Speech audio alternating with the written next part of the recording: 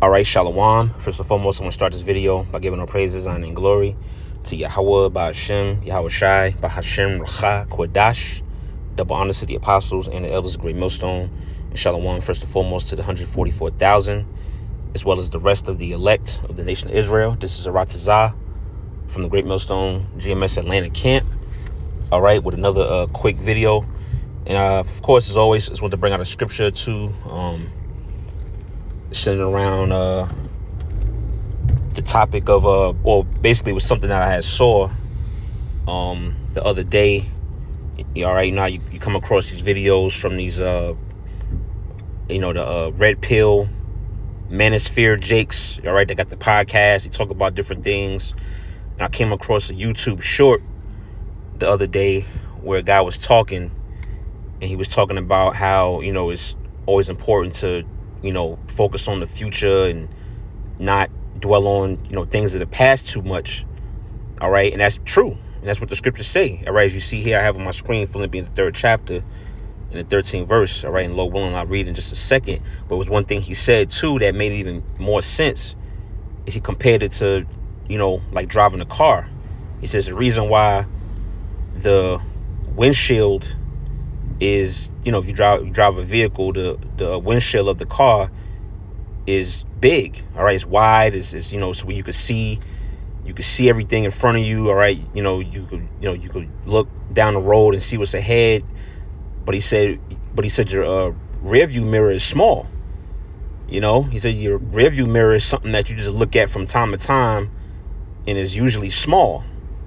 And that was right on point. So basically, in a nutshell, we're supposed to be really focusing on what's ahead and not dwelling on the past too much. You look back at your past from time to time. We look back at the past, we made certain mistakes. Certain things we've been through. It's good to take note of that from time to time. But the majority of the time, we're supposed to be looking at what's in front of us, man. And I thought that was a good that was a good analogy that one Jake had brought up. So it just prompted me. I started thinking of these two scriptures here. I just wanted to bring them out. This is first one is the book of Philippians 3 and 13. And it says brethren, I count not myself to have apprehended, but this one thing I do, forgetting those things which are behind, in reaching forth unto those things which are before. See that? So we don't dwell on the past, too much. Now, it's there. All right, you're not going to really forget the past. And again, we've all made certain mistakes, had certain errors that we can learn from. So of course, in that aspect, we look back at the past, but it's not to be thought about too much. You gotta just push forward and look for the things that are the things that are right in front of us. All right, in verse 14 it says, I press toward the mark for the prize of the high calling of the Most High in Hamashiach Yahweh Shai. Yeah, so we're pressing towards the mark, striving for salvation. We're striving for perfection in Yahweh Shem Yahweh Shai. And we're striving to maintain our crown. All right, as Yahweh Shai said, let no man take thy crown. He that endureth unto the end, the same shall be saved. All right, roughly paraphrasing, because thou hast kept my word and my patience, I will give thee a crown of life. And I'm probably butchering it, but that's what it's about, man.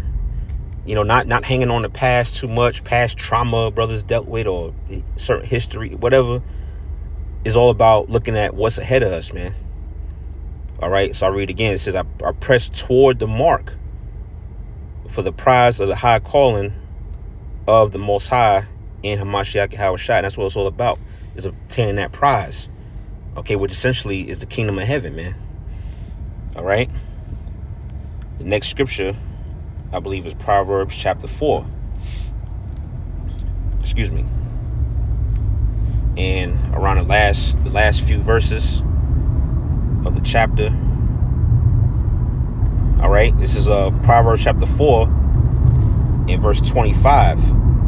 It says, let thine eyes look right on, and let thine eyelids look straight before thee.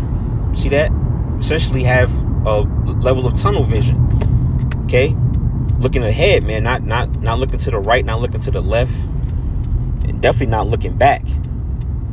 You know, another scripture come to mind is Luke, the 9th chapter, and it's, I believe it's verse 62. Luke 9:62.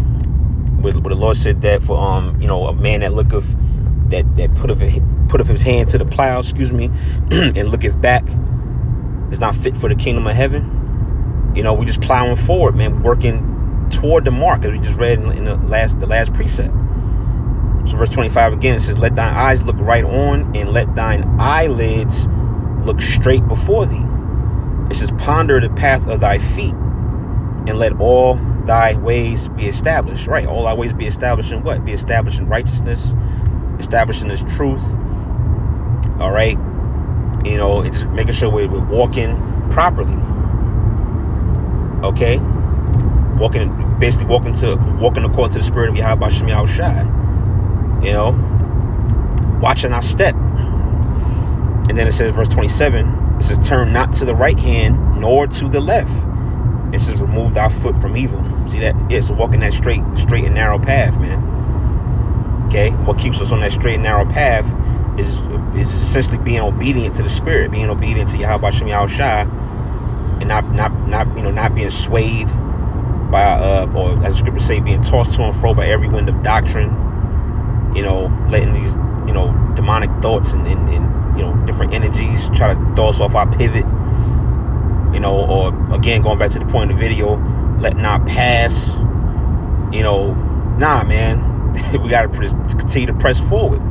Again, the analogy of the car, your windshield is large for a reason, because you're supposed to be focusing on what's on the road ahead, man. But then your rear view mirror is typically small. All right, because you're supposed to be looking at that less. Okay.